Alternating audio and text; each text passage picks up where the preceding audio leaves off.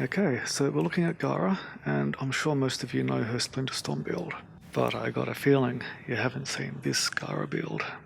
Firstly, this isn't an easy build to replicate, but if you do, you're going to have a lot of fun.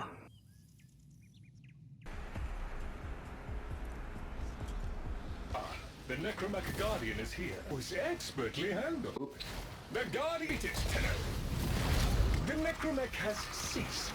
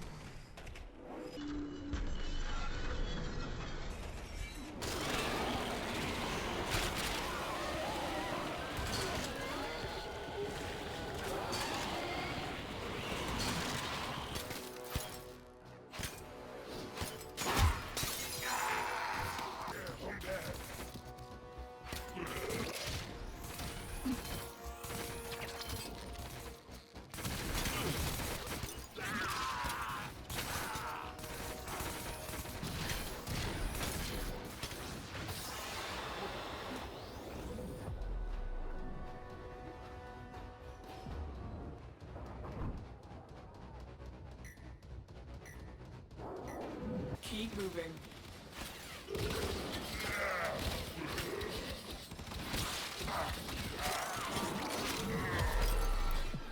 Eyes open.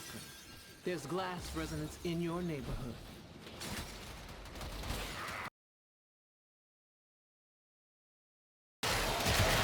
Life support incoming.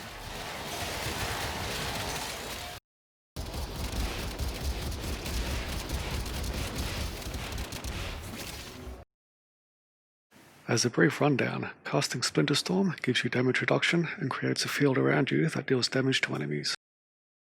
And casting Mass Vitrify resets their timers. Moving outside the wall and breaking it will add damage to Splinter Storm.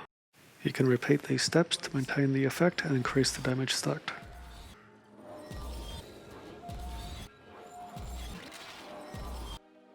In all fairness, stacking damage once will kill most enemies. What you're really looking for is those one-hit boss kills. Here comes the Juggernaut. I gotta say again, this is a complicated build and there's a lot of stuff to go over. But the most important thing to remember is the damage you stack each time is based on your melee weapon. If you're hoping to try the build, most of your efforts should be focused on increasing your melee weapon damage. At the end of the video, I've covered some of the fun parts of the build, where it doesn't work, as well as some of the glitches and problems that you should probably know about before using it. I've got 3 Warframe loadouts for survivability, damage output, and ability range. And there's also a balanced build for general use. There's also 2 melee weapon loadouts, depending on whether you wanted to make use of the melee combo counter to stack damage. Okay, here's the general purpose build, and at a glance, it might look a little bit like that. But because most of your damage comes from your melee weapon, you can swap out most of these without much problem. I've chosen a health-based build because it makes better use of armor and shield depletion iframes, give adaptation and Arcane Guardian time to trigger. Lastly, mending splinters works well enough that you won't have to care about damage. With this build, Mass Vitrify costs about 120, Splinter Storm will last 55 seconds, each damage stack will give you 50,000, over 80,000 if Arcane Blade Charger triggers, and these are multiplied by your melee combo counter. Stacking damage once is enough to kill most enemies. Okay, so this is my damage build. I wanted to see how much damage I could get per stack, and it turned into something that's usable. If you can deal with a 35-second timer on Splinter Storm, you can get over 360,000 damage per stack.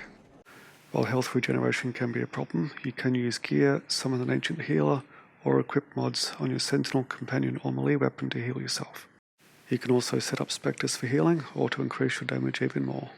This build trades range and duration for damage output, and you'd mostly use it for entertainment value and sometimes to prove a point. The health build is more about survivability than damage output. It's mostly useful for those really long missions where there's no risk of you losing your Splinter Storm. You'll have extra armor, and the energy efficiency means you can stack damage more often. I would say this build sacrifices damage output for range, but you'll still add over 30,000 damage with each stack. While she's a little softer, she can still complete Steel Path missions easily. I prefer this build because the benefits from the extra range outweigh the detriments from stacking damage at a lower rate. The amount of damage you gain from each stack is partly based on your melee weapon.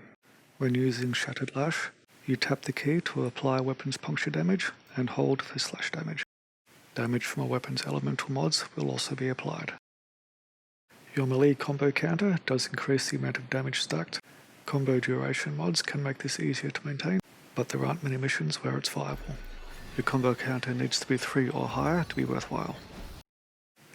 This last loadout allows you to build your combo counter while playing with friends. You should pick a weapon that has a high slash or puncture damage, or you can build your own Zor. I've not seen any weapon beat this Scythe build, and using a Zor means you get the Exodia slot.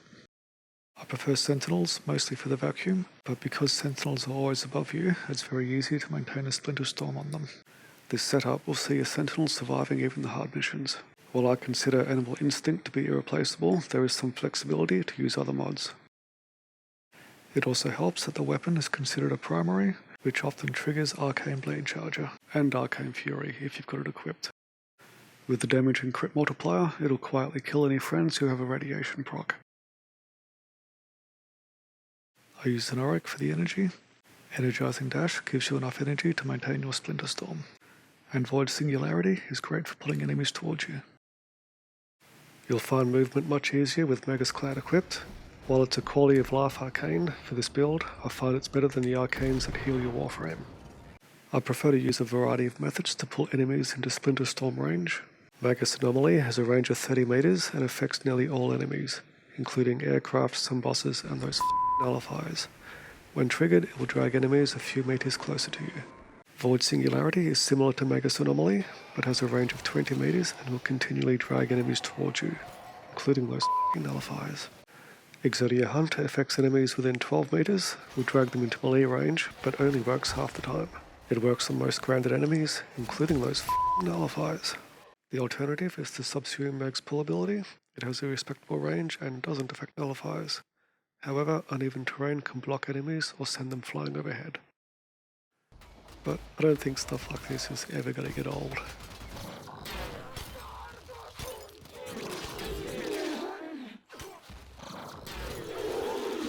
While you rarely see it, Splinter Storm is meant to push enemies away. When combined with Void Singularity, it looks a little bit like, let's just be friends.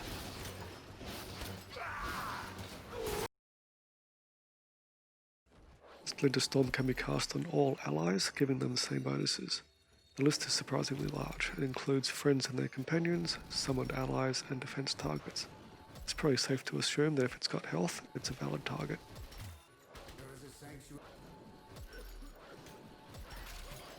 For difficult missions, a good choice is the Ancient Healer. It gives you an additional 90% damage reduction, health regen, and immunity to status effects. Casting Mass Vitrify resets the timers on all Splinter Storms inside the wall as it's being built. All Splinter Storms will stack damage, provided they are outside the wall when you break it. When used on a Sentinel, as well as yourself, you will stack damage twice. This doubles an already crazy amount of damage. Once you're set up, missions are easy and enjoyable. If you're using a combo build, you can quickly increase your counter by making use of enemies with rapid fire guns. Blocking enemies will provide additional defense and raise your counter without attacking. There's no need to use your operator to revive fallen allies.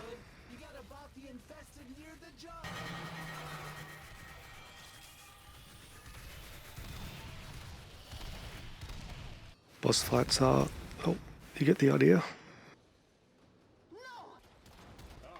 The Necromech Guardian is here. Defend yourself, Tenno. Oops, that doesn't sound good. Yes, I had my concerns, but that was expertly handled. Oops.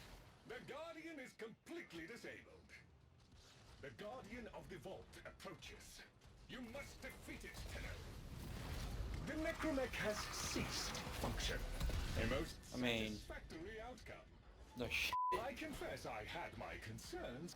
Crowd control and board clears are also easy. Enemy vehicles are now fun to take care of.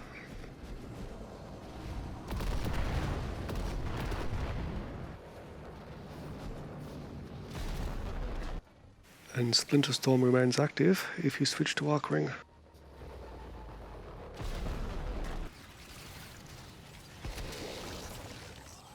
Magus Anomaly affects nearly every enemy. Now take the concoction and throw it. Cephalon Samara standing can be easily gained in harder missions by freezing enemies.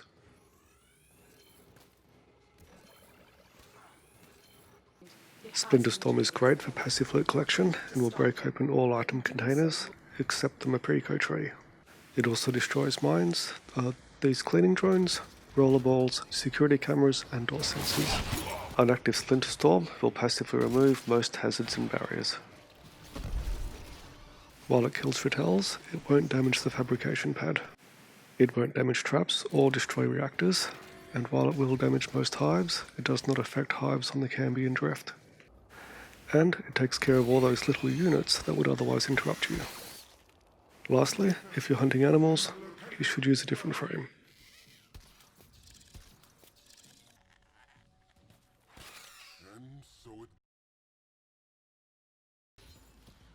The biggest problem is losing your damage stacks. This is forced by going through portals that switch maps, falling off a ledge and resetting, or being nullified. This means nullifiers are Gara's primary enemy. If you get the chance to sneak upon one that isn't alert, you should have a backup plan. But by using this frame, your reflexes will improve. And if you plan on using this to protect your friends, you should know there's a glitch with the timers. Entering Void mode resets all the on-screen timers to the last one you cast. This means if you cast it on a friend and then Void dash for energy regen, the time allocated to your last ability use will be incorrectly displayed as the time remaining on your frame. Each time you use Splinter Storm on an ally, you should use Mass Vitrify to reset and synchronize all timers. As far as I can tell, Splinter Storm does not work on enemies with specific weak points. You'll need to rely on your weapons to beat them. Going through a portal in Onslaught missions will reset your Warframe, including removing active abilities. However, if you've cast Splinter Storm on your Sentinel, it will remain active despite going through a portal. This may be intended, or it may be a bug and considered to be an exploit. When fighting Necromechs in the Isolation Vault, Splinter Storm will remain active. However, entering Void mode will cause it to expire.